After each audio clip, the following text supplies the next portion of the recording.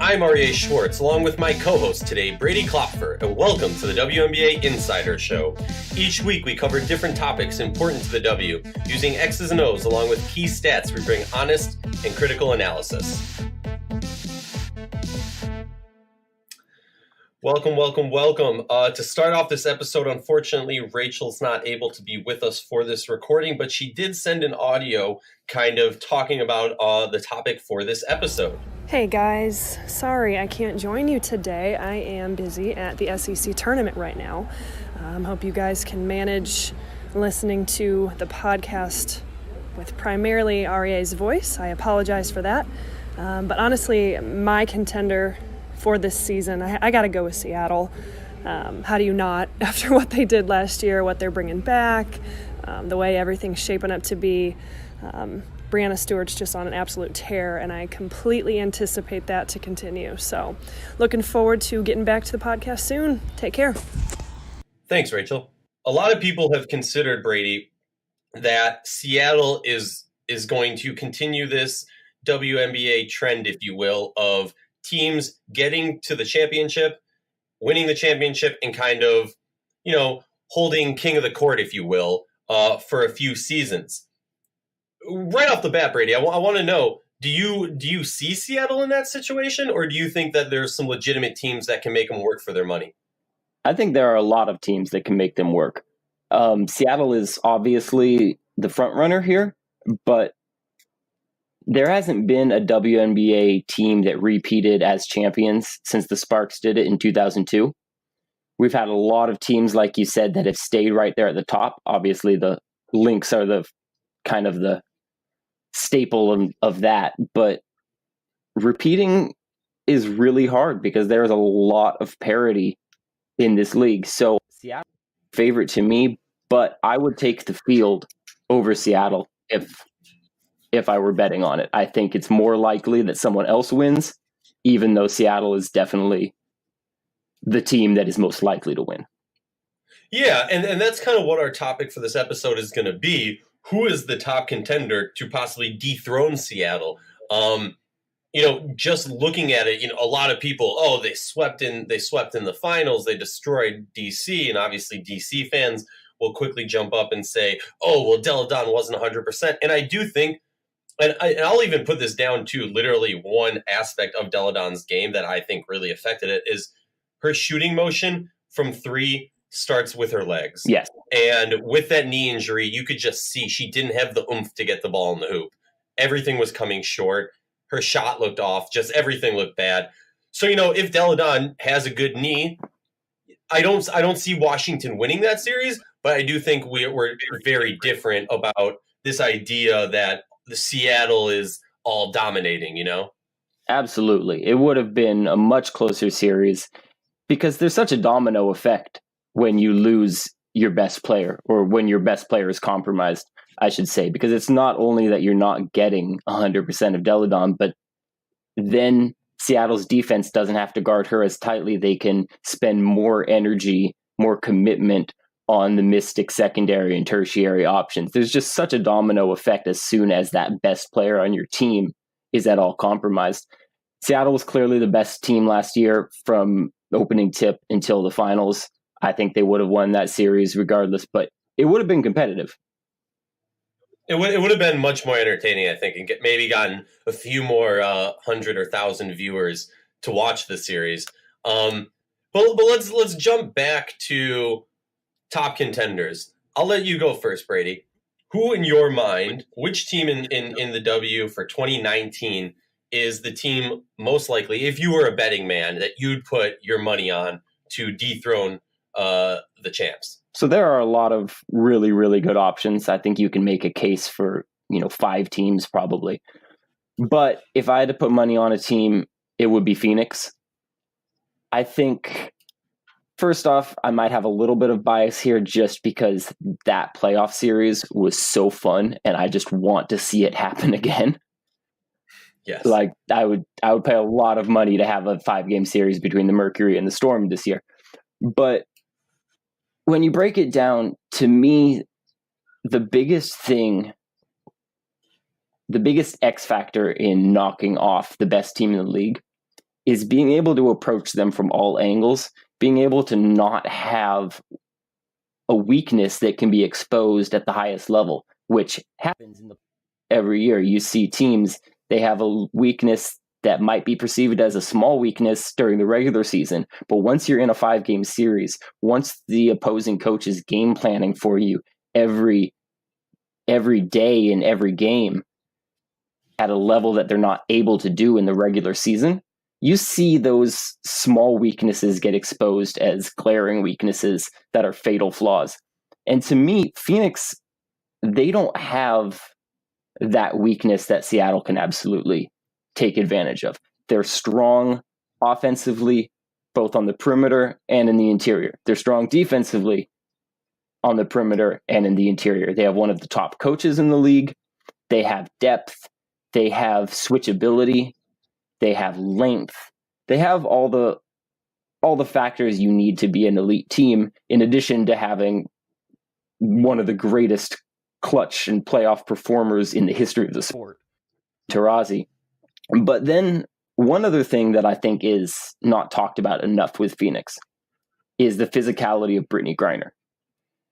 I think people don't realize how big Brittany Griner is because she has that kind of lanky looking frame when you see her on TV. You know, she's kind of a little bit skinnier looking than you might expect some centers to be. But when you see her in person, she is, you know, to use the parlance of our meme time, she is an absolute unit. She is so strong and so tall. And that plays a really big factor when you're playing against Seattle. Not that Seattle can't handle that physicality, but Seattle's best player, their engine, arguably the best player in the league, Breanna Stewart, has to defend Brittany Griner.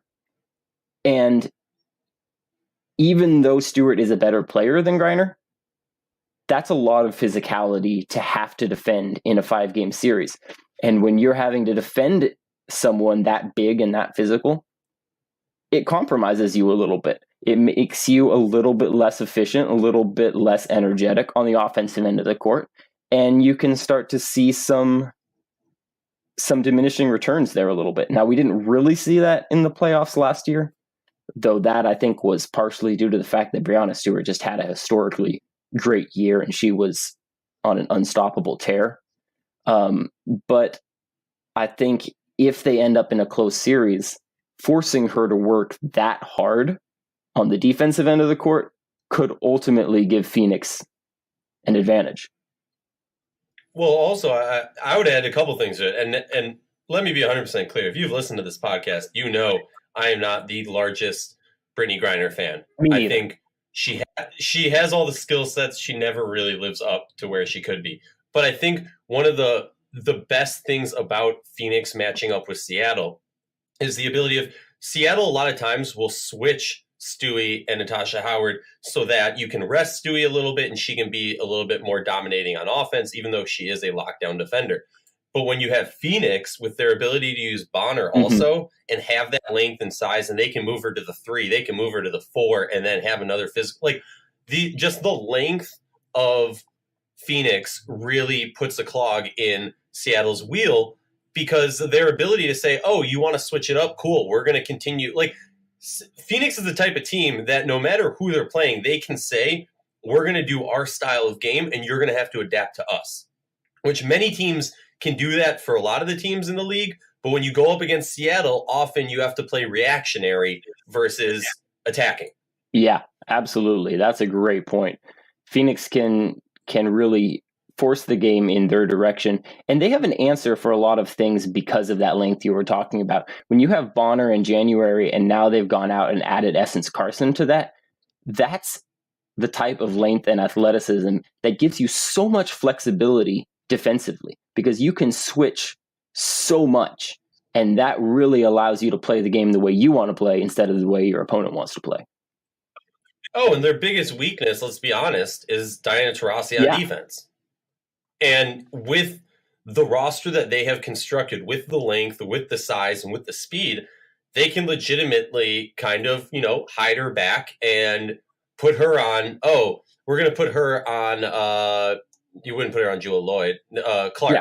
Throw her on Clark for a little bit because you're not so worried about that, and then really focus in. And again, it's not a coincidence that Phoenix went to 5 against Seattle in one of the most epic semifinals I've ever seen.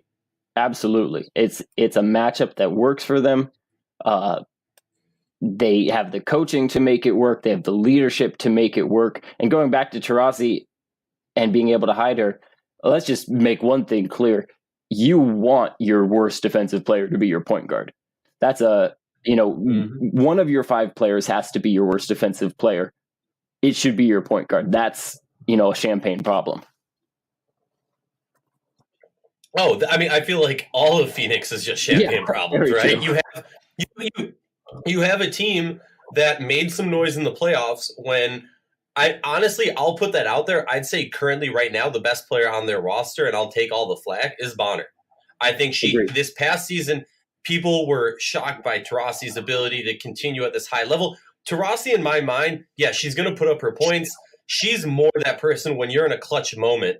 That's who you turn to. That's what her role is. She's a role player now into this point in her career. Obviously, she can do much more than that. I'm not saying she has to do this, and then you look at Griner. Griner has her ups and downs. She'll fall out in this game. She'll get a little frustrated and just get dominated by Sylvia in this game. But Bonner was just a consistent force to be reckoned with. She came back from giving birth to twins and had arguably the best season of her career. And she's the epitome of a modern basketball player. She's 6'4". She has a tremendously long wingspan, but she has the agility of a shooting guard. She's just that type of player that is built to punish mismatches, because who are you going to put on her? If you put a small player on her, she can shoot right over you. She can back you down into the post. You put a player on, they don't have the foot speed to contain her. So she's just that perfect modern player that can beat you inside and out, is going to have an advantage over pretty much any player who is trying to defend her, and then can defend 4 positions defensively, maybe 5. I would say that. I mean, maybe 5. I think I wouldn't want her defending all 5, but she can guard a 1-5 pick and roll, and if she gets switched, you're not screwed. Oh yeah, you're not up in arms throwing your sketch sheet on the sidelines. Exactly. So I agree. I think she's their best player, and they have a great dynamic that way, because Taurasi, like you said, she's a little bit more of a role player now in terms of talent, but she's still kind of that focal point just in terms of leadership, dictating the game. Griner, I agree that she hasn't lived up to how good she can be, but she's still, an ace defensively who can do a lot of good stuff offensively, but she doesn't need to be, the star. And then Bonner, who we both think is the best player, is happy kind of playing that superstar role player role where she's not the face of the franchise. She's not always going to be the one people associate with the team or making the most highlights, but she does everything for that team and really makes them click. And that's a great dynamic, and it's a credit to the selflessness of all 3 of them. It's a credit to the coaching. It's a credit to everything, really. It's just a seamless fit with their best players. Yeah, I do want to give one shout out to Sandy Brondello, because I feel like she's a coach that does not get enough respect. Just in consideration of they really struggled 2 years ago when Bonner was out, but they still, kind of played that old style of screw it, let's get to the playoffs and then buckle down and we can handle the playoffs. And they did. Yeah. And that kind of brings me to who I believe, just for the sake of not agreeing too much, I'm going to pick a different team. And this was my backup team anyways, Connecticut Sun. I think Connecticut can really be a team that can really push some things. Now, there's a few asterisks that I need to throw out there. 1, which Jonquel Jones are we going to see? 2, can Kurt Miller figure out the proper rotation and figure out a way to sit some of these players, or say, hey, Shanae, you're going to be the leader of our bench mob, or hey, Jonquel, you're going to be the leader of our bench mob, and figure it out from there. I think the inconsistency, and I know speaking to him before last season, he preached this and he continued to say this throughout the season. I'm less focused on who starts the game, more focused on who ends the game. And I think there's some truth to that, but I also think we saw what happened last year, a team that at its height was really, really good. Then there was some off-court issues that put a little bit of spiciness in the roster that tripped up this team of their mission of winning a championship. But then come playoff time, one of my favorite things nowadays is just waiting for Connecticut and Seattle to face off in the playoffs. Is that, for before I ask you anything else, is that the best rivalry currently in the league right now? Yes. I think with, at least for this season, it has to be considered that way. I think you could have made a case still for LA and Minnesota being a great rivalry before Maya Moore took the year off, but with both of those teams regressing as much as they did, Maya Moore taking the year off, that's the rivalry in the W right now. And I want to see them play too. I want to see them play almost as badly as I want to see Seattle and Phoenix play.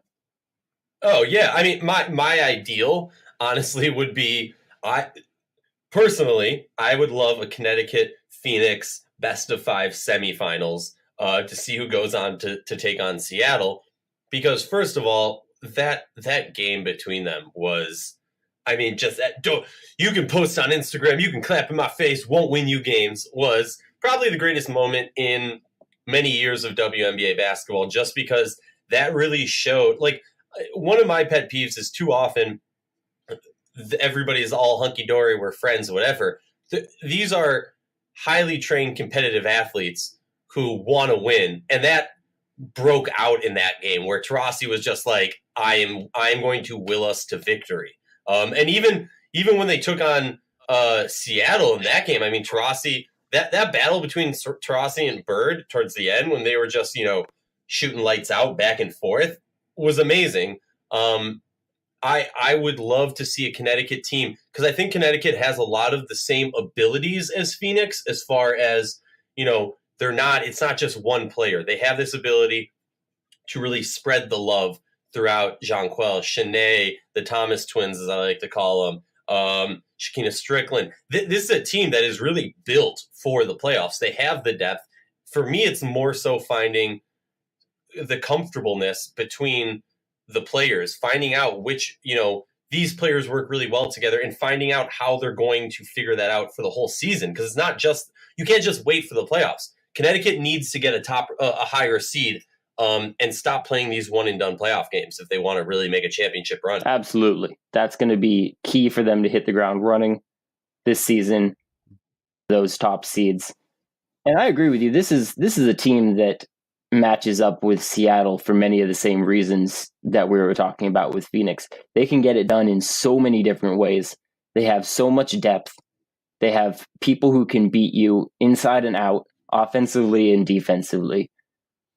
This is a really, really good team, and I think people are kind of sleeping on that a little bit. And I agree with you. A huge part of the season for them is going to come down to what Curt Miller can do from a player management standpoint, because there are two sides to coaching. There's the player management and there's the X's and O's. And Curt Miller has established that when it comes to X's and O's, he is an elite coach. And last year, their problems came from the other side. They came from the management. And it's impossible to know, especially without being around the team every day, who is responsible for all of those issues. So I don't want to squarely put the blame on Coach Miller, or necessarily even put any of the blame, but it's something they need to figure out for this year. And it goes beyond just, the headline stuff with the altercations and the trades, because even after that, there just wasn't the chemistry that you need from a top level team if you want to have championship level success. And that needs to change for this year, whether it comes from their leaders like Agwumike, and Jonquel just stepping up, whether it comes from their coaching or whether it comes from just having a fresh start to the season. Somewhere along the line, they need to learn how to click better because they have the talent. Oh, yeah.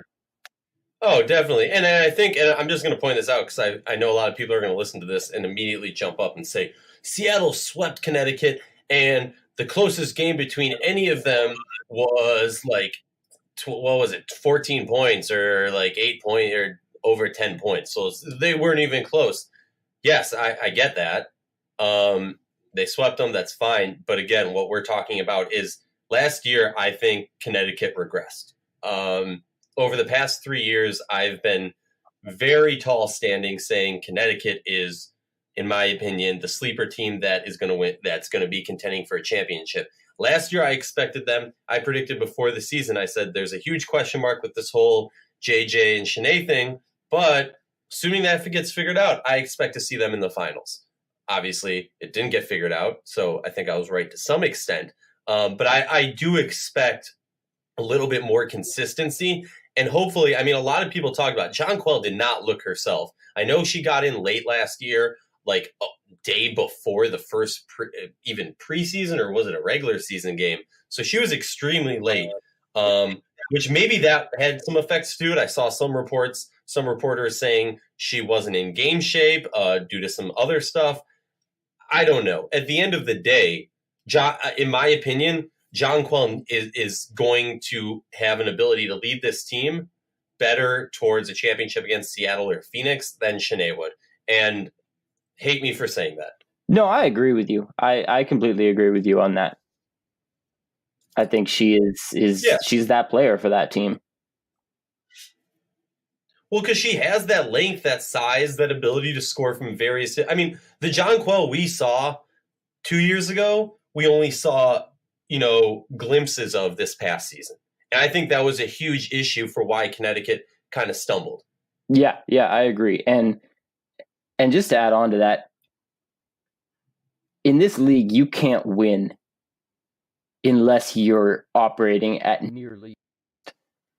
And so I think that can be used as a good measuring stick for who your most important players are. To me, Connecticut can compete. They can contend for a title, even if Shanae Ogwumike isn't living up to her full potential. If she's just 80% of the player that she's capable of being, solid two-way all-star, they can still contend. If Jonquel Jones does not live up to the player she's capable of being, this team can't win a championship. It's as simple as that. Yeah, you're speaking truth right now, my man. I got nothing against that. I do want, let's talk real quick. Honorable mention. You said there's a lot of teams, when you were talking about Phoenix, you said there's a lot of teams that stood out to you that could definitely still, in your mind, compete, if not dethrone the Kings. Talk to me. Give me one honorable mention, if you don't mind. I'm gonna give you two. Ooh, but I honestly think there are three other teams that all need to be talked about a little bit. So I'm just going to run through them super quickly. I think the Mystics need to be discussed. I mean, they made the finals a year ago. They still have, in my opinion, the best player in the league. They're just Natasha Cloud. Exactly. I just don't think that you can make it that close to winning a title, even if the WNBA finals wasn't as close as, wasn't very close, the actual series, but they made it that close with Delle Donne being compromised. They have to be mentioned. I think there needs to be a little bit of mention for Atlanta, even though I'm not high on them. I don't really believe in them, but for them to do as well as they did last year, despite the injuries, they at least need to be mentioned. They were far and away the best defensive team in the league a year ago, and that plays well in the playoffs, even though I don't think they have the playmakers necessary to make noise offensively. And then I'm gonna show my bias, if you want to call it that. I think Los Angeles still needs to be mentioned. They were a lot of people's favorites going into last year, including mine. They obviously had an incredibly disappointing season. And it just comes to how well they can bounce back from that, because they are still, from a personnel standpoint, pretty much the same team that was predicted by so many to win a year ago.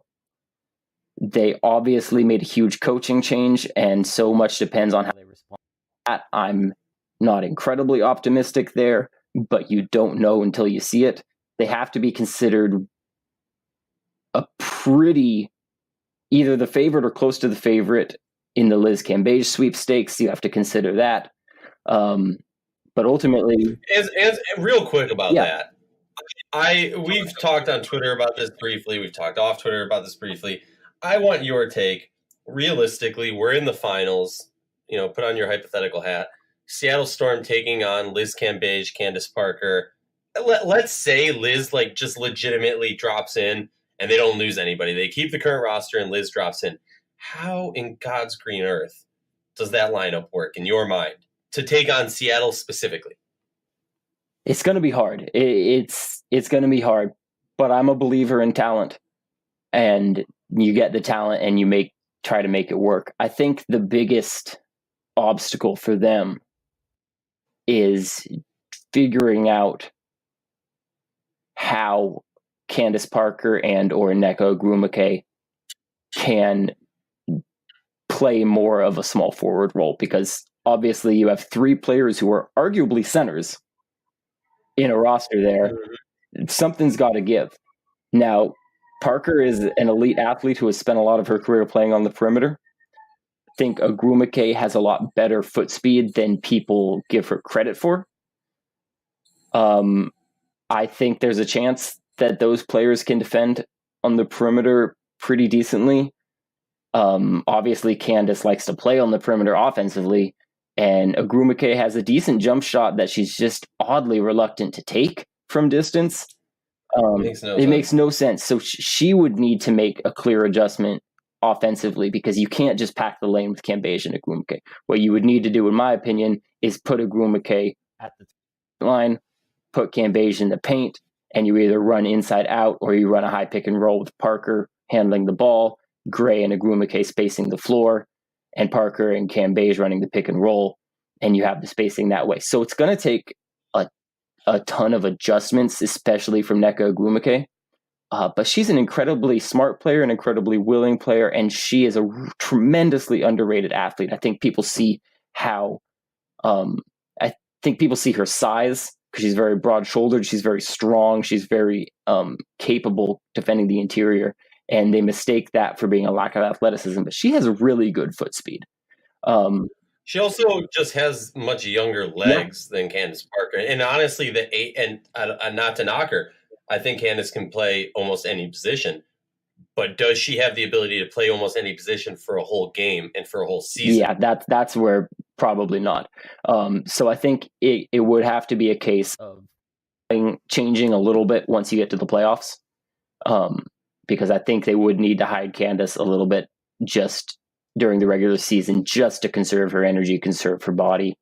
Though it is worth noting that unlike most players in the W, Candace Parker does not play during the offseason. So she does gain a little bit of health and a little bit of energy from that. She plays only in the WNBA. But ultimately, it's going to be an incredibly hard task to make that work. But you have three MVP caliber players, plus arguably four. Yeah, arguably four. So I think talent still wins out. And the one benefit they have of hiring Derek Fisher, who, I'm obviously very skeptical that he will be as good of a coach as Brian Agler, but he is a modern basketball mind.